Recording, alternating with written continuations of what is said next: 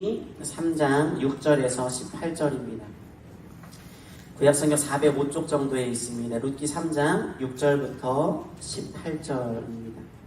좀 긴 내용인데 우리 교독하고 마지막 절 말씀을 함께 읽겠습니다. 제가 먼저 읽겠습니다. 그가 타작마당으로 내려가서 시어머니의 명령대로 다 하니라.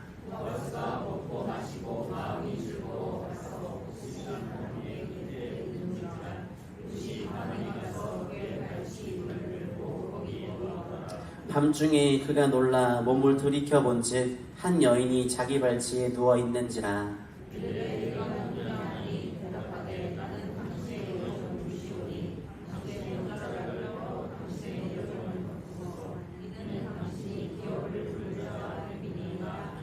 그가 이르되 내 딸아 여호와께서 내게 복 주시기를 원하노라. 내가 가난하건 부하건 젊은 자를 따르지 아니하였으니 내가 베푼 인애가 처음보다 나중이 더하도다.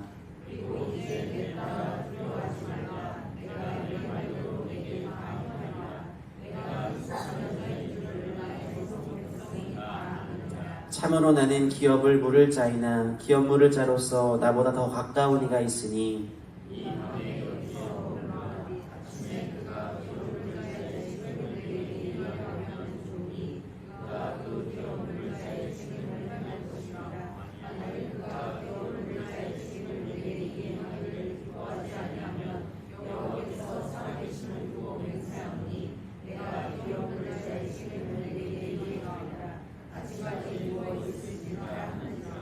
룻이 새벽까지 그의 발치에 누웠다가 사람이 서로 알아보기 어려울 때에 일어났으니 보아스가 말하기를 여인이 타작마당에 들어온 것을 사람이 알지 못하여야 할 것이라 하였습니다.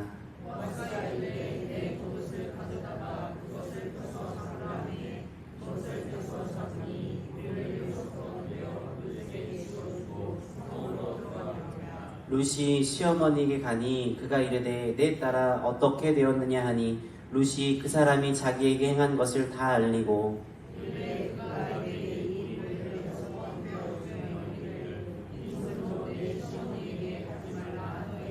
18절 함께 읽겠습니다.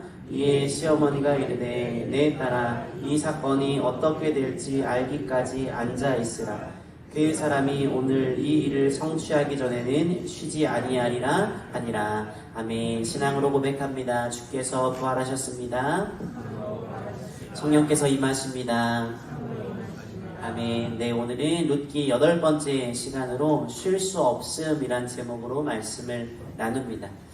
K 워렌이라는 사모님이 쓴 위험한 순종이라는 책이 있습니다. 이분의 남편이 그 유명한 미국 새들백 교회 릭 워렌 목사님이십니다. 이 사모님이 어느 날 월간지 잡지를 이렇게 읽는데요. 아프리카에 있는 그 어린 에이즈 감염자 관련 기사를 읽게 되었습니다. 참혹한 사진을 쭉 보다가 순간 하나님께서 그녀의 마음에 바로 이 아이들을 위한 사역에 뛰어들라는 강력한 감동을 주셨습니다. 당연히 부정했죠. 하나님 왜 저를 괴롭히십니까?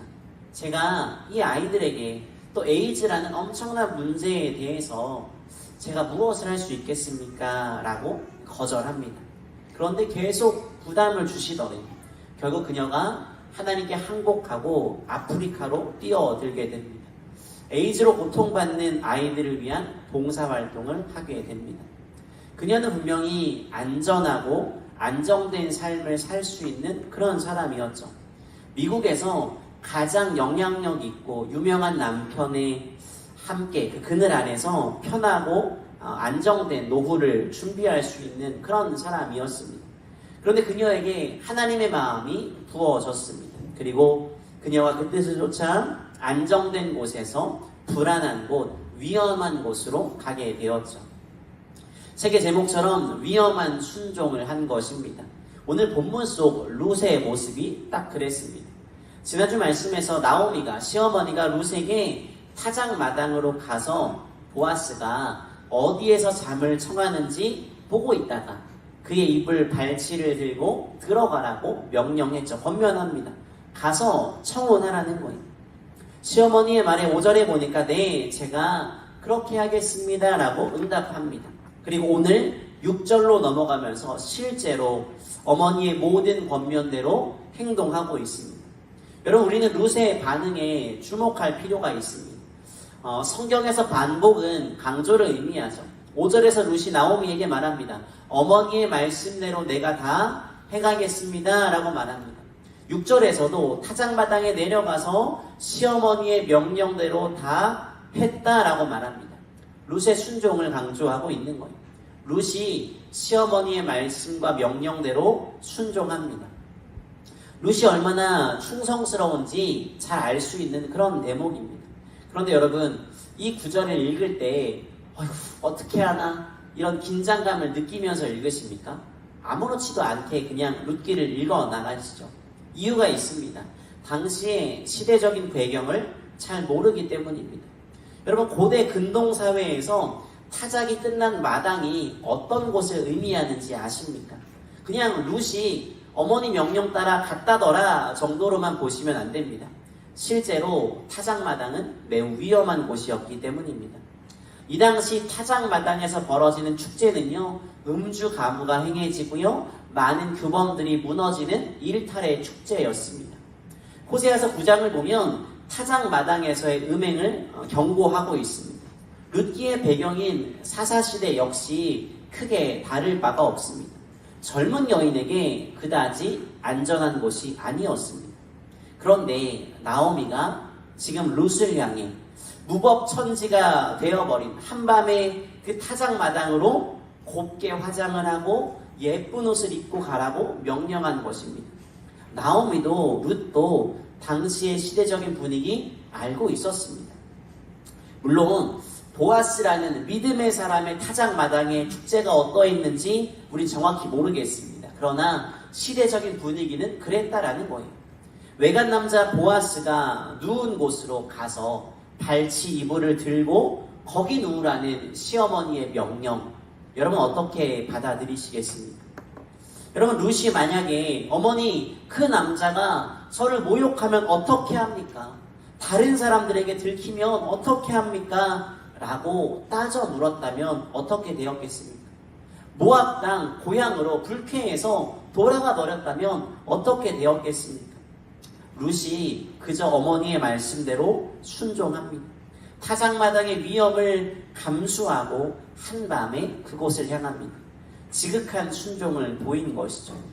룻이 모압 땅에서 나오미를 봉양하기 위해, 섬기기 위해 함께 따라왔습니다. 그런데 시어머니를 섬긴다라는 말은요, 이삭을 주어서 공양하는 것만을 말하지 않습니다. 나오미의 말, 시어머니의 말과 권위를 따르겠다라는 그 결심도 함께 포함한 것입니다. 그것이 바로 진짜 순종이겠죠. 우리는 이 일을 룻기 말씀을 워낙 많이 읽어서 잘 체감되지 않을 수 있습니다. 그런데 어느 날 갑자기 쉬이 이해할 수 없는 명령이 찾아온다면 여러분 쉽게 순종하시겠습니까?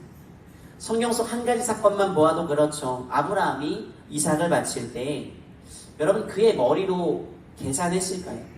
우린 너무 쉽게 있습니다. 왜냐하면 결과를 알고 있으니까요.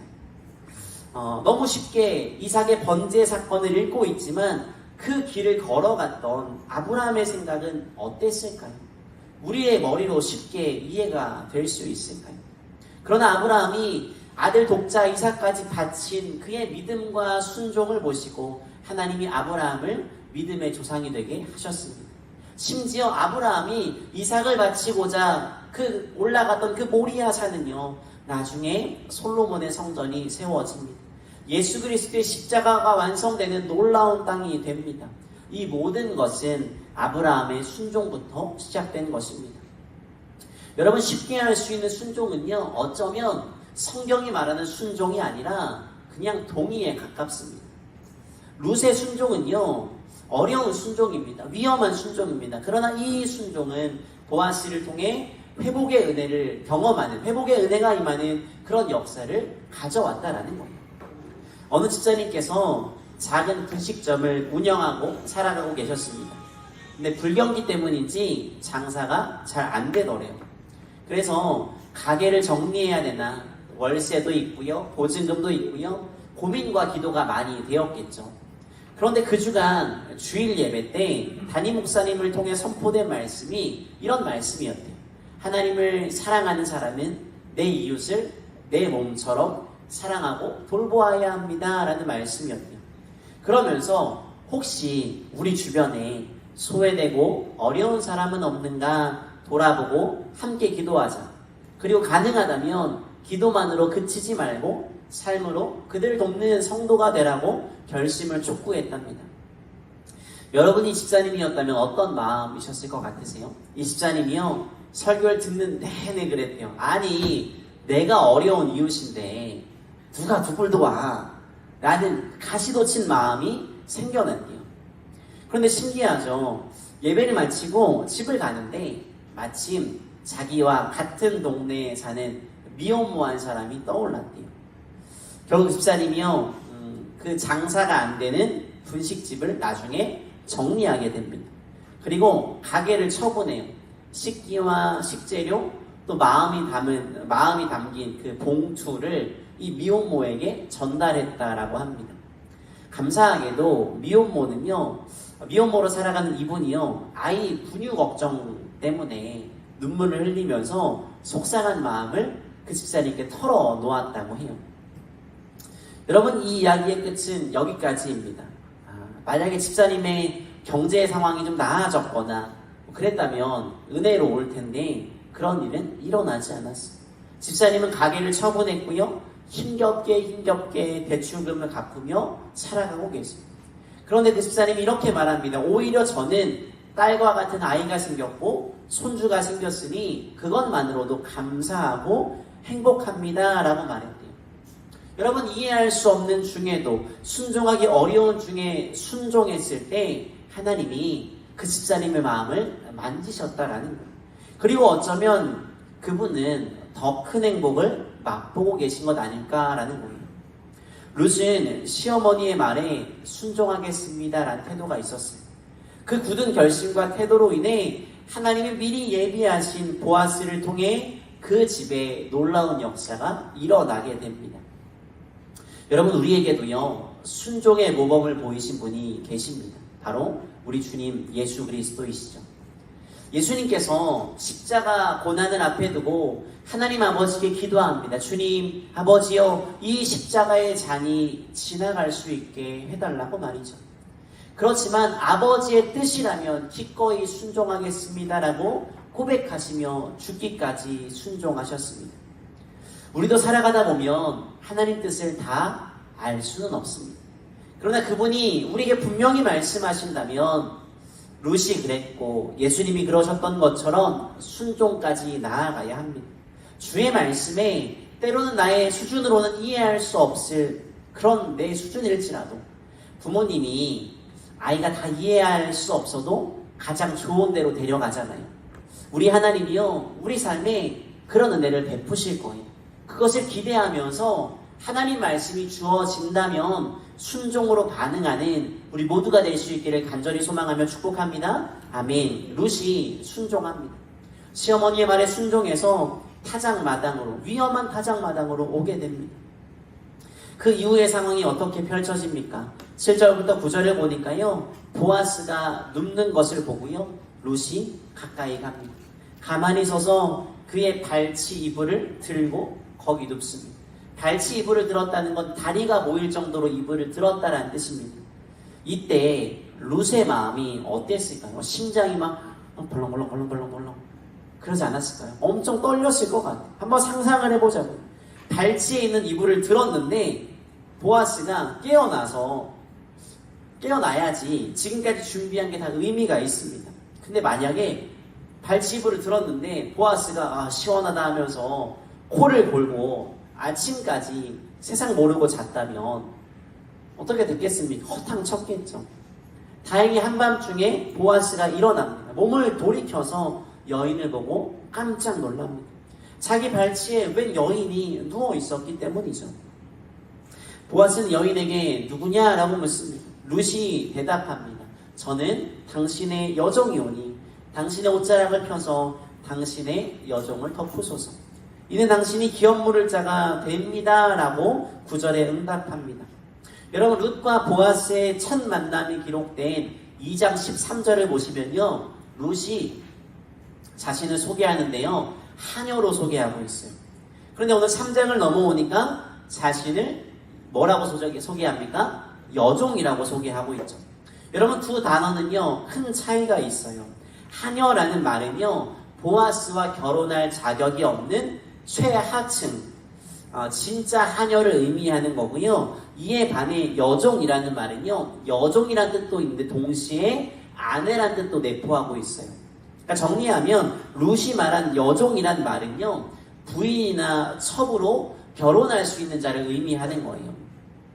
국회의원이나 장관은 높은 직책의 사람이죠. 그런데 대통령이나 왕 앞에 갔을 때는 저는이라고 하면서 자신을 낮추는 표현을 쓸 수밖에 없습니다. 그러니까 종이란 단어가 낮은 의미라기보다는 왕 앞에 자신을 낮추는 것처럼 지금 룻이 보아스에게 나는 당신보다는 낮은 신분인데 하녀는 아니에요. 당신과 결혼할 수 있는 자격을 가진 사람입니다 라고 밝히고 있는 거예요. 그 전에는요 보아스와의 결혼 생각하지도 못합니다. 엉감생심이에요. 그런데 이제 보아스가 기업 물을 자, 나와 결혼할 자라는 것을 룻이 정확히 알고 있는 거예요. 룻의 말을 들은 보아스의 대답이 어떻습니까? 10절부터 11절에 나오죠. 룻이 보아스에게 당신이 우리의 기업 물을 자입니다 라고 말하니까 쉽게 말하면 나랑 결혼할 사람이 당신이에요 라는 말이에요.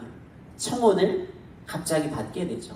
깜짝 놀랍니다. 보아스가요 차분하고 따뜻하게 응답합니다. 내 딸아 여호와께서 내게 복 주시기를 원하노라 라는 말로 룻의 마음을 편안하게 해줍니다. 보아스는 룻이 현숙한 여인이라는 것을 칭찬합니다. 처음엔 단지 그냥 이방에서 온 그냥 그 정도인 줄만 알았는데 룻에게는 참된 신앙 고백이 있고요. 이삭 죽기를 열심히 하면서 시어머니 나오미를 봉양하는 섬기는 모습을 보니까 믿음의 삶이 있는 여인이구나라는 것을 그 지역 사람들이 다 알게 되었다라는 거예요. 룻은요 룻기 1장에서 고백했던 나오미에게 했던 그 고백대로 그 고백을 지키기 위해 그냥 살아온 거예요. 한결같이 말이죠. 룻의 존재는 예전에도 말씀드렸지만 사람들 사이에 큰 화제였습니다.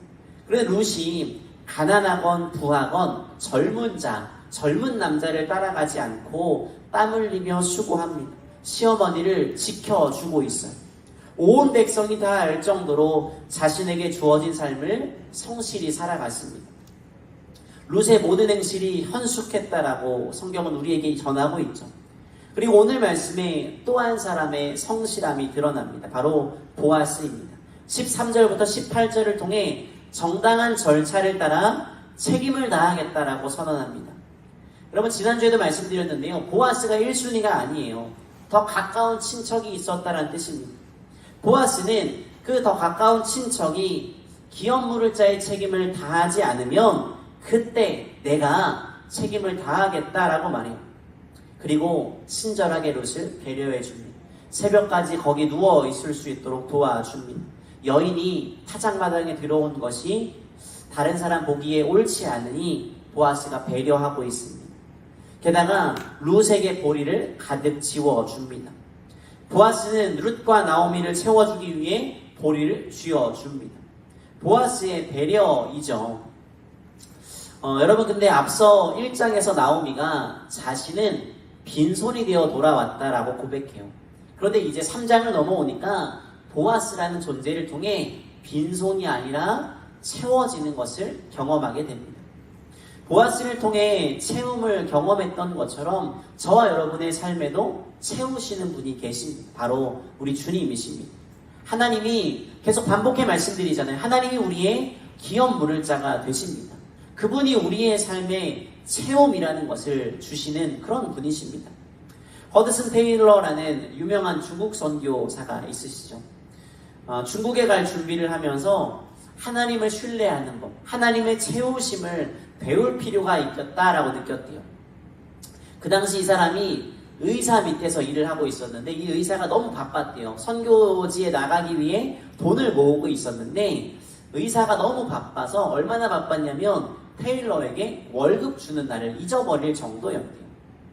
테일러가 월급이 들어오지 않으면 월급을 달라고 말을 해야 되는데 이렇게 기도했대요. 하나님, 저의 필요를 채워주실 것을 믿고 의사에게 월급을 달라고 말하지 않겠습니다라고 기도했대요.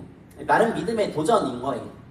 어느 일요일 밤, 주일 밤이죠. 월급을 받지 못한 테일러의 주머니에 동전 하나밖에 없는 그런 상황이 되었습니다. 그때 가난한 남자가 다가와서 테일러에게 이렇게 말했대요. 지금 저희 집에 위독한 아내가 있는데 기도를 좀 부탁드립니다. 테일러가 그 남자의 집에 따라가게 되었습니다. 그 집에 가보니까 정말 아무것도 없더래. 그런데 동전 하나가 있잖아요. 이 동전을 주면 적어도 몇 끼 식사는 할 수 있는데 이 동전을 포기하지 않고 주저했습니다.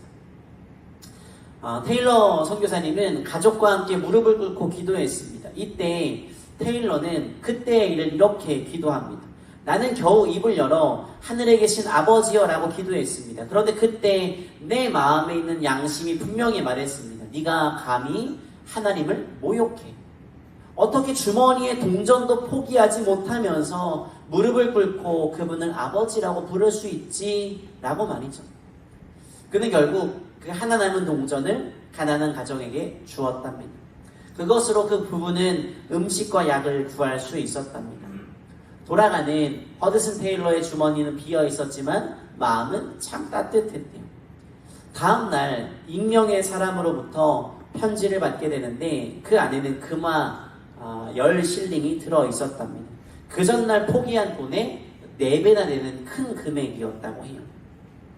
무엇을 느끼게 되었냐? 하나님이 믿는 자들을 채우시는구나, 공급하시는 분이구나라는 것을 경험하게 되었다라는 거예요. 여러분, 정말 그렇습니다.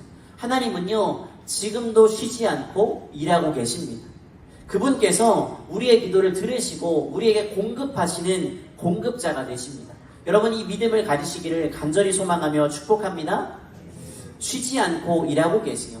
그 의미심장한 구절을, 그 메시지를 담은 구절이 15절과 17절에 나옵니다. 15절에 보시면 보리를 6번 대어 룻에게 지워 주었다라고 말하죠. 17절에 보면 보리를 6번 대어주며 라고 말합니다. 보아스가 돌아가려는 룻에게 방금 타작한 보리를 6번 대어줬다라고 말을 해요. 여러분, 이 문장을 읽으시면서 조금 이상하게 느끼셔야 돼요. 성경에서 반복은 의미가 있다고 말씀드렸잖아요. 왜 보리의 양을 에바나 호멜이라고 하는 그 이스라엘 사람들이 쓰는 어떤 부피 단위로 쓰지 않고 횟수를 기록하고 있을까요? 이 횟수의 의미가 있다라는 거예요. 보리를 얼마나 주었는지, 몇 호멜을 주었는지, 몇 에바를 주었는지는 중요하지 않아요.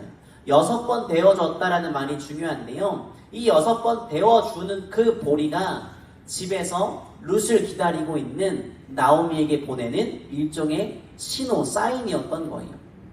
이 사인이 담고 있는 의미는 보리가 아니라 6번에 담겨 있습니다. 이스라엘 사람들은 각 숫자에 고유한 의미를 부여하고 있어요. 대표적인 게 7이죠. 들어보셨을 거예요. 완전수라고 말을 하죠. 하나님의 숫자, 안식을 의미하는 완성의 숫자입니다. 자, 그러면 7에서 7에서 하나를 뺀 6은 6은 무엇을 의미할까요? 부정적으로 이해하면 부족함이 됩니다. 성경에서 부정적인 의미로 쓰이는 경우가 많이 있어요. 대표적인 게 요한계시록에 나오는 666이죠. 7보다는 모자라기 때문에 666이라고 말하는 거예요. 그런데 이 6을요, 긍정적으로 해석하는 방식도 있습니다. 긍정적으로 보면 6은 7은 아닙니다. 7이라는 안식을 향해 가는 마지막 단계란 뜻이에요. 아직 완성, 안식에 도달한 건 아닌데 조금만 더 가면 안식에 도달합니다라는 뜻이에요. 그래서 6은요, 이스라엘 사람들이 긍정적으로는 기대와 소망과 위로의 숫자예요. 마치 직장인들에게 금요일 오후예요, 6은. 생각만 해도 설레지 않으십니까? 불금, 견뎌보자 라는 거죠. 지금은 막 힘들게 막 땀 흘려서 일을 하고 있는데 조금만 견디면 일과가 끝나는 주말이 찾아온다라는, 내일이 쉬는 날이에요. 그러니까 오늘만 견디면 조금만 참으면 된다라는 거예요. 그래서 금요일을 사는 사람들은요, 포기하지 않습니다. 조금만 더 하면 되니까 끝까지 참고 계속 일을 합니다. 내일에 있을 안식에 대한 기대로 오늘 힘있게 살아갈 수 있는 것이 6번째 날을 사는 사람들의 특징이라는 거예요. 보아스가 6번 보리를 되어주면서 나오미에게 전하는 메시지가 이거예요. 내가 쉬지 않고 이 문제를 해결하겠습니다. 내가 쉬지 않고 룻을 아내로 맞이하고자 최선을 다하겠습니다. 절대 이 기다림의 시간이 너무 길지 않게 하겠다라는 메시지를 담고 있는 거예요. 이 보아스의 메시지를 캐치한 나오미가 말하죠. 18절이요. 나오미가 룻을 통해 모든 내용을 다 들었습니다. 보아스가 6번 되어주었다라는 그 메시지를 읽게 됩니다. 그러자 룻을 격려하며 나오미가 말하죠. 내 딸아, 이제 앉자. 우리가 할 바를 다 했으니 이제 그가 어떻게 하는지 보자. 그 사람은 이 일을 성취하기 전에는 결코 어떻게 한다고요? 쉬지 않는데요. 끊임없이 하겠다라는 거예요. 나오미가 보아스의 메시지를 읽고 신뢰하고 있는 거예요. 결혼 문제를 위해 기업물을 짜야의 문제를 해결하기 위해 보아스가 자신이 해야 될 일을 미루지 않겠다라는 것을 알게 됩니다. 나오미와 룻이 자신의 역할을 따라 움직였던 것처럼 보아스도 이제 자신의 역할을 충실하게 감당하기 시작합니다. 그리고 사실 이 모든 일들 가운데 가장 중요한 역할은 하나님이십니다. 나오미가 룻에게 가만히 있으라 라고 말하는 것은 보아스가 할 일을 지켜보라는 뜻이죠. 그리고 보아스 너머에 일하고 계신 하나님께서 어떻게 일하실지 맡기고 기다리자라는 의미이기도 합니다. 여러분, 성경을 보면 그런 이야기가 많이 등장하죠. 출애굽기를 보시면 앞에는요 홍해가 막고 있습니다. 뒤에는 이집트 바로의 군대가 추격을 해오고 있습니다. 백성들이 죽는다고 어떻게 하냐고 야단 법석을 떱니다. 절체절명의 순간이 찾아와요. 바로 이때 당황해서 어쩔 줄 모르는 이스라엘 백성들에게 모세가 이렇게 말합니다. 출애굽기 14장 13절이요. 우리 이 말씀을 같이 읽을까요? 같이 읽겠습니다. 시작. 모세가 백성에게 이르되 너희는 두려워하지 말고 가만히 서서 여호와께서 오늘 너희를 위하여 행하시는 구원을 보라. 너희가 오늘 본 애굽 사람을 영원히 다시 보지 아니하리라. 아멘. 여러분, 모세가 하는 말이 뭡니까? 가만히 서서 하나님이 행하신 일을 보라는 거예요. 여러분, 왜요? 하나님이 쉬지 않으시기 때문이에요. 하나님이요 쉬지 않으십니다. 지금도 일하고 계십니다. 이것이 우리가 바라보는 우리 주님이십니다. 여러분, 주님은요 쉬지 않으십니다. 우리가 할 수 있는 최선을 다했다면 이제 그분이 행하시는 것, 그분이 일하시는 것을 기다리면 됩니다. 어떤 목사님이 룻기를 설교하면서 이렇게 말씀하시더라고요. 룻기에는 정지 화면이 없습니다. TV 볼 때 멈춤해 놓을 수 있잖아요. 멈춤 화면이 없대요. 하나님이요 멈추지 않고 일하고 계시다라는 거예요. 그러니까 우리도 우리에게 맡겨진 역할을 충실히 감당해야 합니다. 그리고 나서요 하나님의 일하심을 기대하면 됩니다. 하나님이 우리 삶 가운데 어떻게 일하실까 기다리면 됩니다. 근데 물론 이 과정 기다리는 것이 참 필요한데 기다리는 게 어렵습니다. 제가 지금 말씀드린 것처럼 하나님 일하고 계십니다. 여러분의 삶에 하나님 지금도 일하고 계신 줄 믿습니다. 아멘. 그런데 얼른 일하셨으면 좋겠어요. 그죠? 기도했는데 얼른 응답했으면 좋겠어요. 8월에 적어놓은 기도 제목 열심히 제가 매일 기도하고 있는데 얼른 응답했으면 좋겠어요. 이게 우리 마음이잖아요. 얼마 전에 제가 아는 목사님 가정에 출산을 하였습니다. 저보다도 나이가 한참 많은데요. 아주 오래도록 아이가 없었습니다. 마음고생을 참 많이 했어요. 유명한 병원에 가서 시험관도 하고 애를 썼습니다. 감사하게도 임신을 하게 되었고 아이를 건강하게 출산하게 되었어요. 그런데 여러분, 기다림이 필요합니다. 임신했다고 갑자기 아이를 뿅 하고 낳는 건 아니잖아요. 만삭 때까지 기다려야 합니다. 만삭이라고 해서 끝입니까? 아닙니다. 출산 때까지 기다려야 합니다. 그런데 우리는 기왕이면 좀 빠르게 얼른 역사와 결과가 일어났으면 좋겠습니다. 나오미는요 기다릴 줄 아는 사람이었어요. 맡기고 보아스에게 맡기고 기다릴 줄 아는 사람이었어요. 왜 그렇습니까? 더딘 것처럼 보여도 반드시 일할 것이다 라는 확신과 믿음이 있었기 때문이에요. 여러분, 오늘 우리에게 이 믿음이 필요합니다. 하나님이 반드시 일하실 겁니다. 하나님이 우리 삶에 쉬지 않고 반드시 역사하실 것입니다. 이 믿음이 우리에게 필요합니다.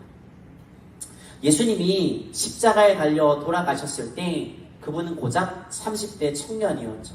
육체적으로 건강하다라는 말입니다.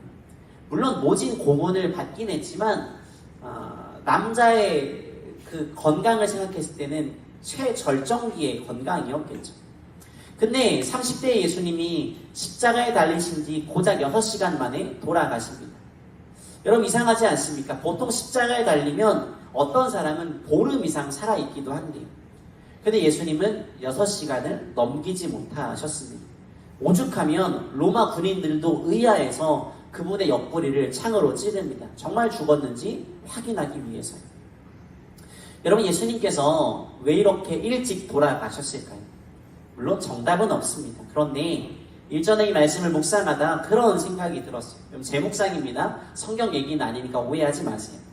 예수님이 이 땅을 사시는 동안 정말 최선을 다하셨구나라는 생각이 들었어요. 온 몸에 그 모든 에너지를 다 쏟아낼 만큼 최선을 다하셨기 때문에 이렇게 빨리 돌아가셨나라는 생각이 들었습니다. 성경 얘기는 아닙니다. 저의 묵상이에요.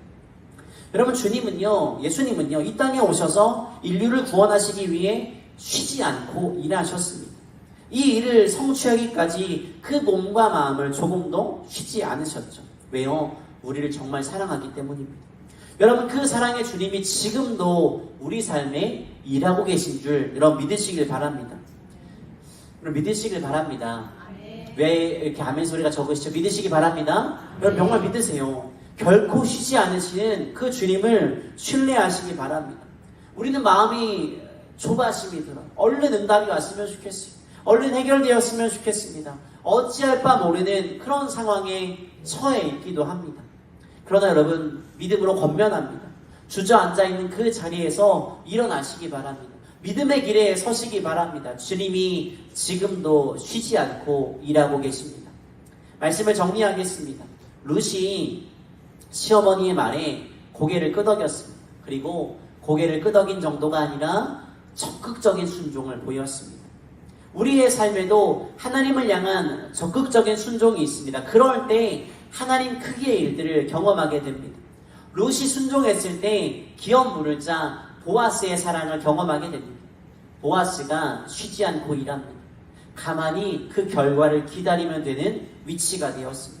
우리가 하나님 말씀에 순종할 때요, 우리를 향한 주의 일하심을 경험하게 될 것입니다. 그분의 채우심을 여러분 누리게 될 것입니다. 그분은요, 믿는 자들을 위해, 순종하는 자들을 위해 지금도 일하고 계십니다. 그러니 여러분, 말씀에 순종하십시오. 말씀에 순종하시고 우리를 위해 일하시는 하나님을 깊이 누리고 경험하는 복된 삶 되시기를 간절히 소망하며 축복합니다. 함께 찬양하겠습니다. 하나님은 우리의 피난처가 되시며 함께 찬양합니다.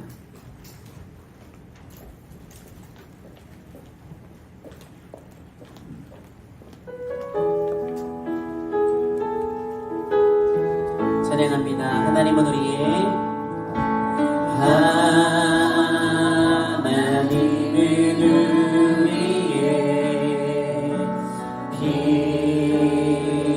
피난처가 되시며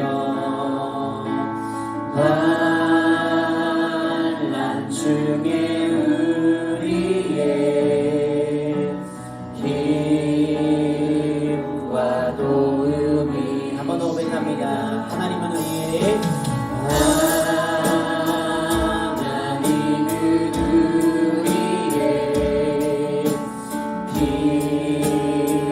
피난처가 되시며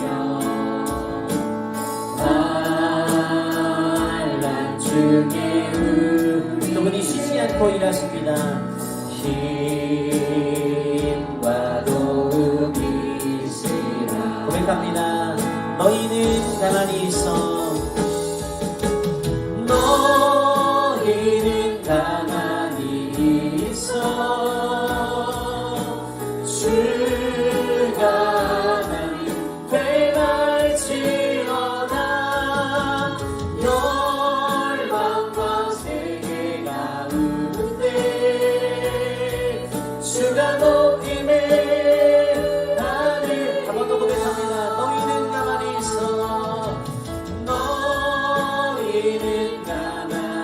주님의 일하심을 바라보길 소망합니다. 주가 하나님 되갈지어다.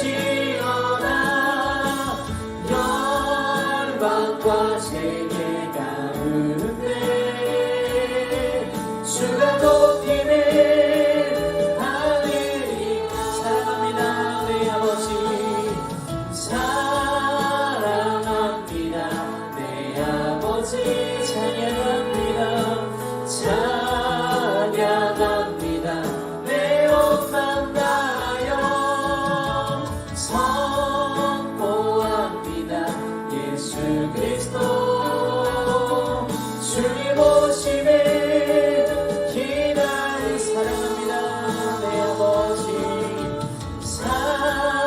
사랑합니다. 내 아버지 주를 찬양합니다. 찬양합니다. 내 옷만 다하여 선포합니다.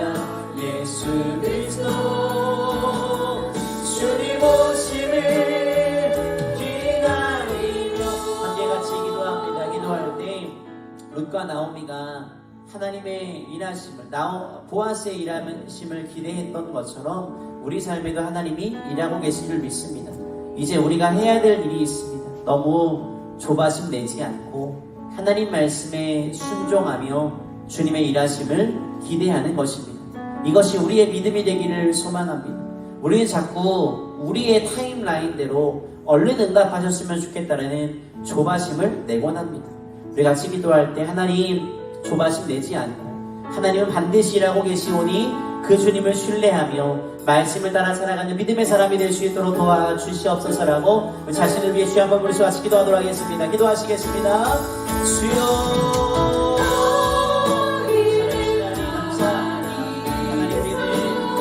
조바심을 냅니다. 주님 얼른 결과를 보았으면 좋겠습니다. 하나님 여전히 일하고 계시기에 하나님을 신뢰하며 한 걸음 한 걸음 내딛을 수 있도록 도와주시옵소서.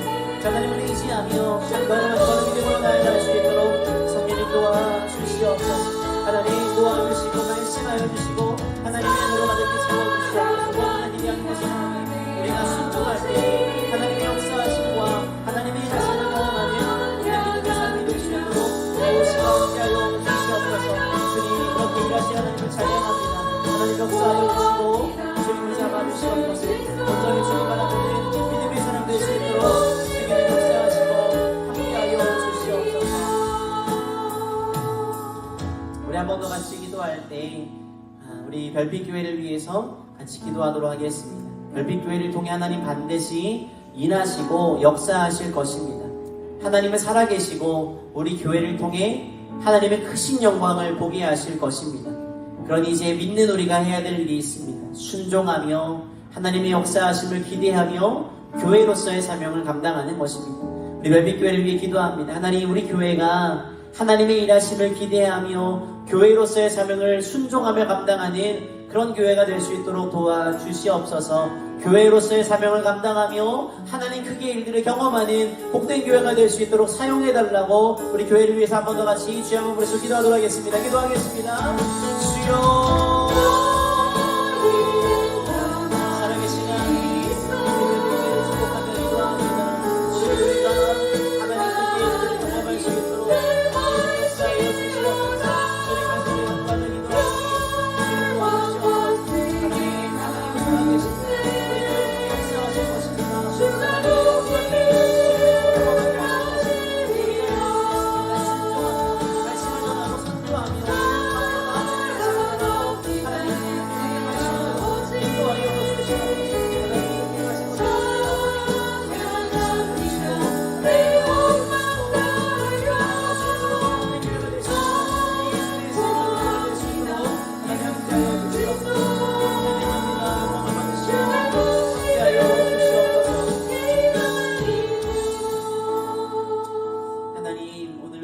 주님 말씀을 연구하며 나누었습니다. 보아스가 쉬지 않고 기업 물을 자의 책임을 다하기 위해 일하게 됩니다. 우리가 믿는 주님이 우리를 위해 쉬지 않고 일하시는 그런 분인 줄 믿습니다.